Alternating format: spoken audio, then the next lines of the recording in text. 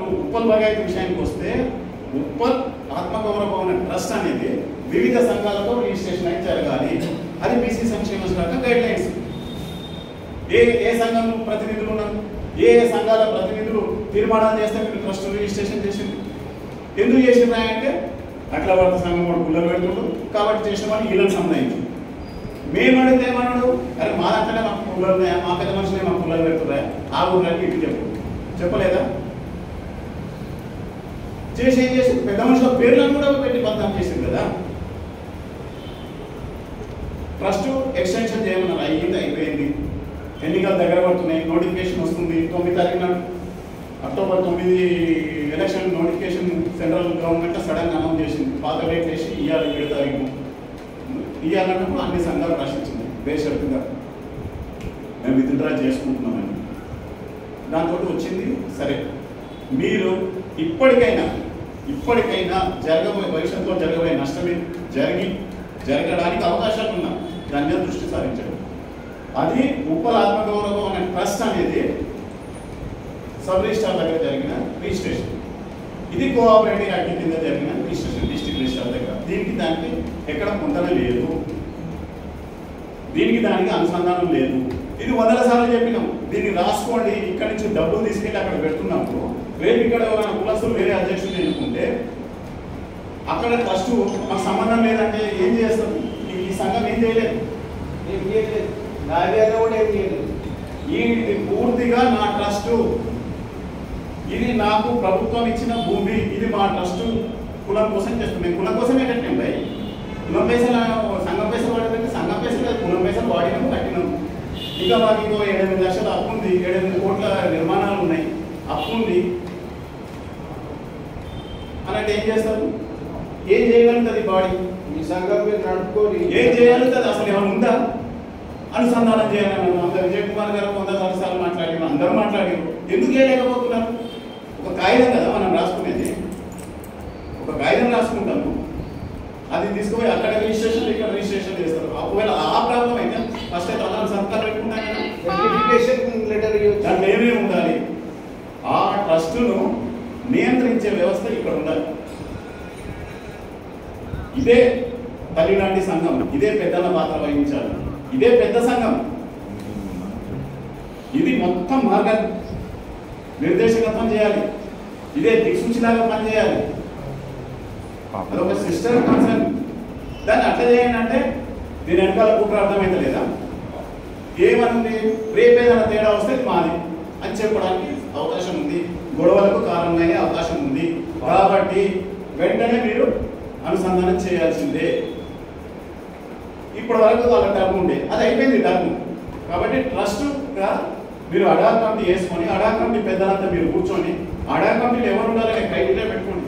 మాజీ అధ్యక్షులకు ప్రధాన ప్రయారిటీ, కార్యదర్శులకు పెట్టేసి కులం పెంచే వాళ్ళతో వేయండి. ఒక 11, 15, 16 మందితో కమిటీ వేయండి. పెట్టి కమిటీ వేసి ఆ కమిటీ ఈ రెండింటి అనుసంధానం, ఎన్నికలు, రోజువారీ కార్యక్రమాలు చేసుకుంటూ ఒక మంచి కార్యవర్గాన్ని కులానికి పారదర్శకంగా ఎన్నికలు జరపండి. 10 మందికి అవకాశాలు వచ్చేటట్టు చేయండి.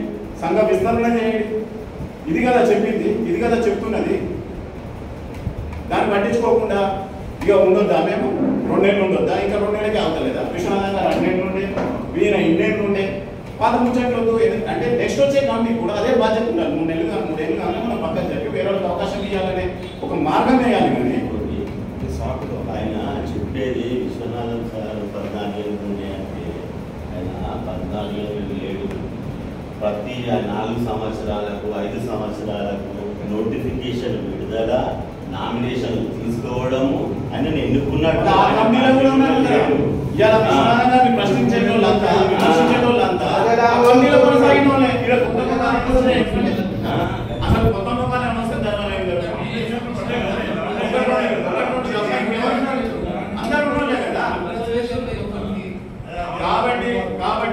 కాబట్టి నేను ట్రస్ట్గా మీకు ఎన్నికల ట్రస్ట్ ఈ కమిటీ టర్మ్ అయిపోయింది కాబట్టి మీదే ఎగ్జిస్టెన్సీలో ఉంది. మీ ట్రస్టే క్రియాశీలకంగా కూర్చొని నిర్ణయం తీసుకుని అడా కమిటీ వేయండి.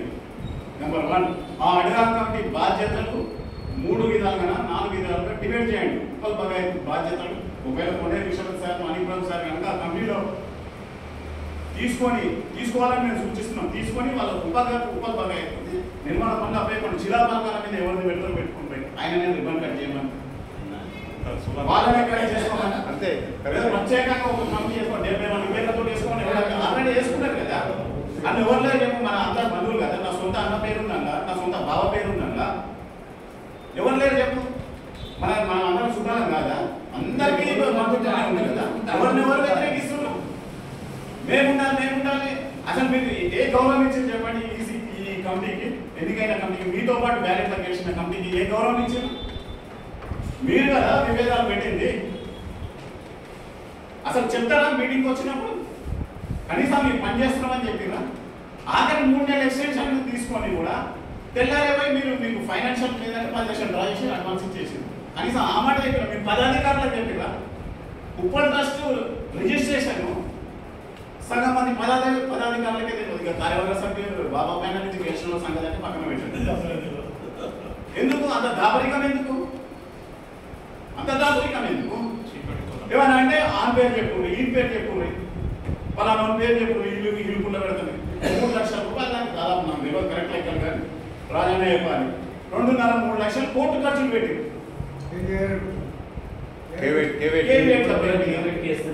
ఎంతైతే మన అడ్వకేట్ల ద్వారా ఎంతైతే కేవేట్ల ప్రతి దానికి ఎంతైతే కోర్టు ఖర్చులు అడ్వకేట్ల మీకు తెలిసి ఉండాలి. మన పేపర్ ఖర్చులు ఎంతైతే కోర్టున నువ్వు వేసిన లీగల్ కంపెనీ చైర్మన్ ద్వారా నువ్వు 2.5 లక్షలు